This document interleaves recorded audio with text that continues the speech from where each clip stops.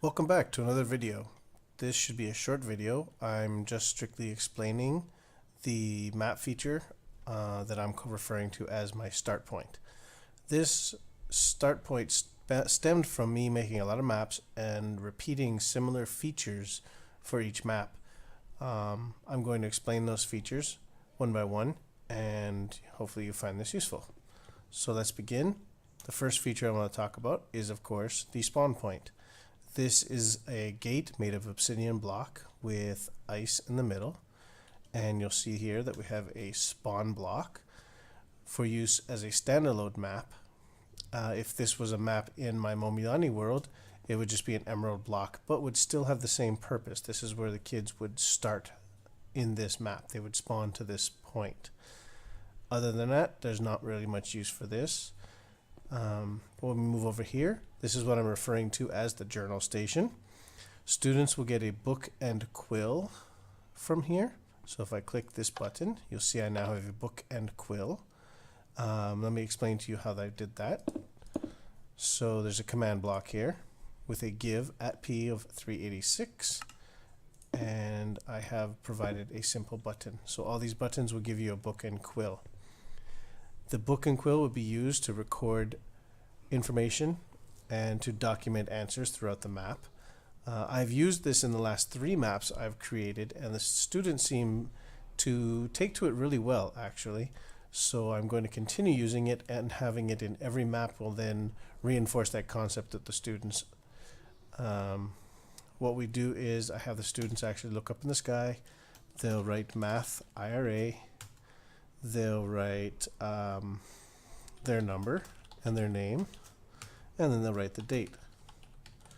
What's today? October 8th, 2013. Okay, and then they'll do question 1 in preparation for question 1. I'll tell them not to hit sign until they're completed, only to hit done. Okay, so that allows me to go back in. Alright, so I have my book, my quill. That's basically how that works. Moving on, this is the initial map instructions. This is where you would give students the instructions to kind of set the tone or the story of the entire map and how it's going to work. So in this case, this is my Decimal Island map.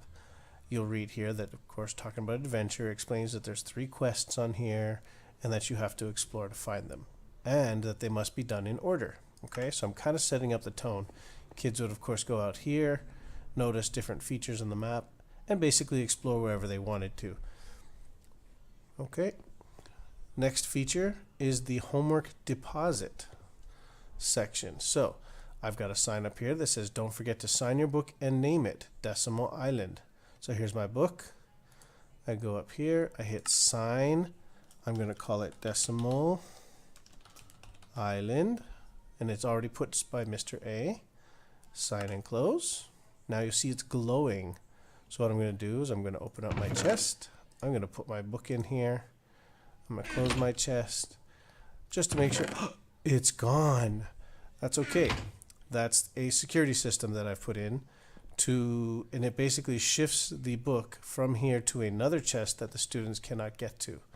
Now, where's that chest? Well, it's right back here. And look at that. There's my book. Oh, there's my book from my earlier test too. Okay, so you as a teacher can go back here and collect the books later on, put them in your inventory so they don't get lost. Now, you're thinking to yourself, but wait a second. Why can't the students just walk around there and open that? Well, they can't because I have provided these border blocks around the outside as a security measure. So here it does not have a border block, but I cannot see that chest from here, so I cannot open it. And they cannot break these blocks because there's also these build disallow blocks underneath this entire platform. Okay, shh, don't tell the kids. Alright, now someone might say, yeah, but couldn't they come over here and do it? Yes, they could. And if a student is going to be that adamant about getting it, no matter what security measures you put in place, they're going to find a way to break through it. What you have to do is teach the kids that there are proper ways to play the maps. And of course, you know, if they don't want to play properly, they don't have to play. We can find alternatives to teaching them the same concepts. Trust me, they will fall into line real quick if that's the case. All right, moving on. So that was the homework deposit. Okay.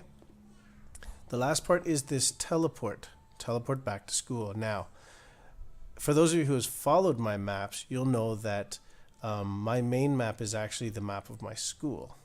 And each of the classrooms have books inside of them that teleport the kids to these ages. Like this lesson would be an age using Mistcraft. So this is just basically to provide them a way to get back to the school when they're done with the map. Also, what I've got in here is there's a command block here to teleport. There's one beside it on either side. One clears their inventory completely because I don't want them bringing stuff back to the overworld and basically using it to build up their house. They should earn all the coins, all the materials that they build their house with, not just getting it from, breaking blocks in a lesson.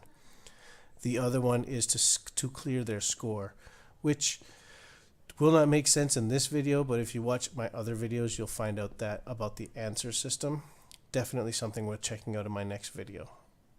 Okay, so what I have done with this is I have created a schematic of this. Let's take a quick overview of this.